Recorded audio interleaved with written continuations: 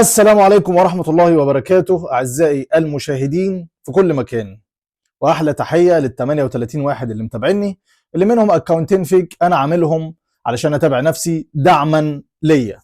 كوباية نسكافيهك الجميلة ويلا بينا، علشان في كذا موضوع النهاردة يخص الأهلي والزمالك حابين نتكلم فيهم. يلا بينا.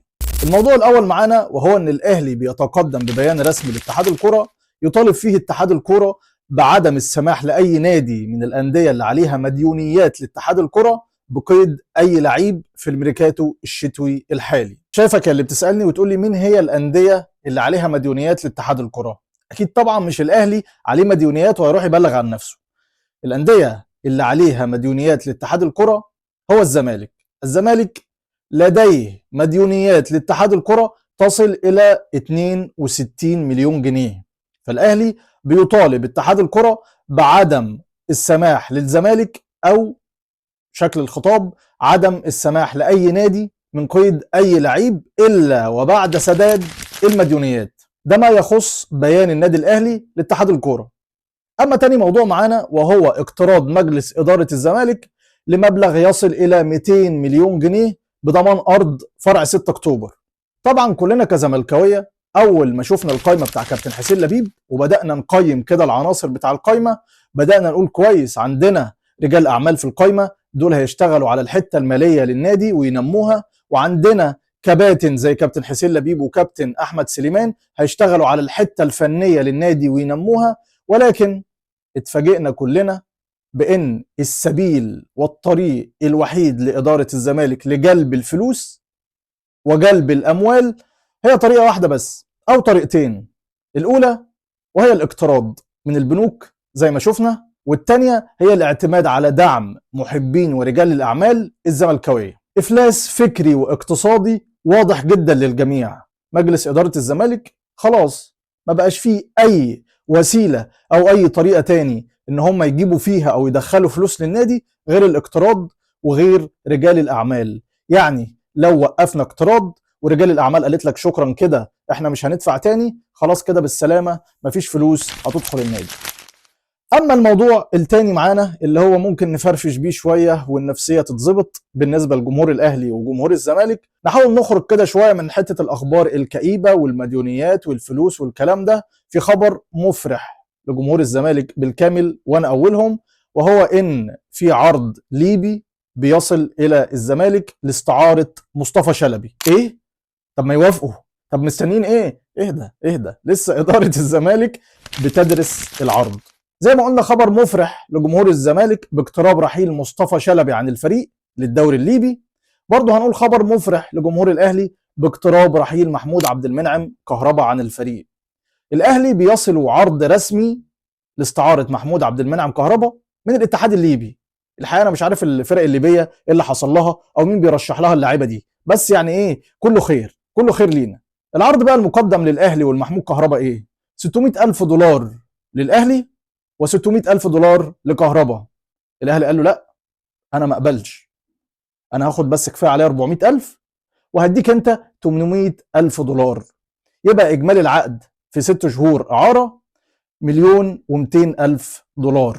الاهلي اللي هو يا اخي روح بقى، عايز ال 400 خدهم يعني اللي هو كده يعني.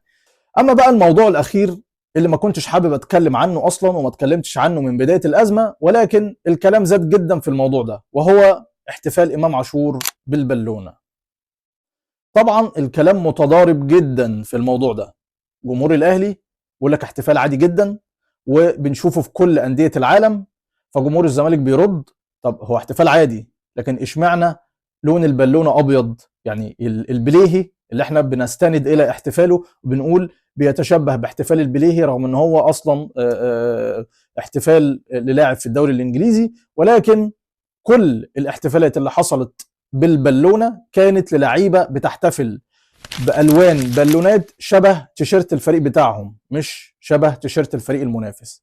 انا بقول لك يعني انا بقول لك ردود الجمهورين، يعني الجمهور ده بيقول احتفال عادي والجمهور ده بيقول لا احتفال مش عادي، لانه بيقصد بيه جمهور الزمالك لانه اختار لون البالونه بيضه وتعمد انه يدوس على البالونه بعد الاحتفال. والحقيقه انا مش هاممني الكلام ده كله، ولكن انا حابب اوجه رساله بسيطه جدا لامام عاشور. امام عاشور، انت لعيب كبير ولعيب عندك امكانيات لا خلاف عليها.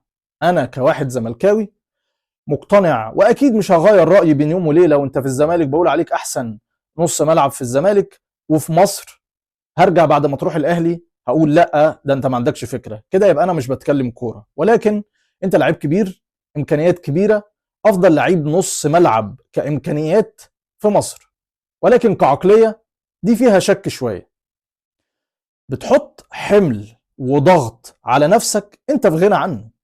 يعني انت دلوقتي لعيب بتسجل، بتعمل مباراه كبيره وبتطلع نجم المباراه الاول والناس كلها بتتكلم عنك، ولكن الناس كلها نسيت الاداء وبدات تتكلم في رد فعلك واحتفالك. اخد شويه نسكافيه علشان بس ايه نسلك المسائل. فاللي عايز اقوله ان ليه انا كلاعب الدنيا هاديه عليا، بعمل ماتش كبير، اشتت نفسي بهجوم الجماهير، وبعد كده ابقى مضطر اطلع مع بنتي واقول لا يا جماعه ان البالونه دي احتفالا ببنتي. ليه كل ده؟ يعني ليه كل ده؟ امام عاشور لو ركز في الكرة بس هيبقى في حتة تانية خالص. واحنا شفنا في تاريخ الدوري المصري كم اللعيبة الموهوبين، ويمكن اكثر موهبة من امام عاشور، ولكن العقلية على رأي ابو صلاح المينتاليتي مش موجودة.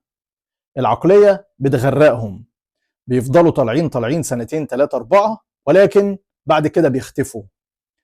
عندك أمثلة كتيرة جدا، مش عايز أذكر اسم حد، ولكن زي ما بقول لك انت لعيب كبير، امكانيات كبيره، لو ركزت في الملعب بس هتكون في حته تانية خالص.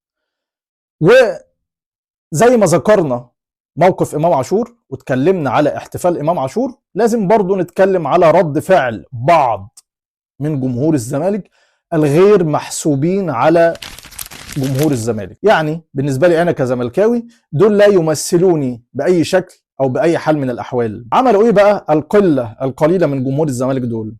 رفعوا بانر بيسيئوا فيه لامام عاشور ولزوجة امام عاشور. طبعا ده امر مرفوض تماما ومرفوض شكلا وموضوعا.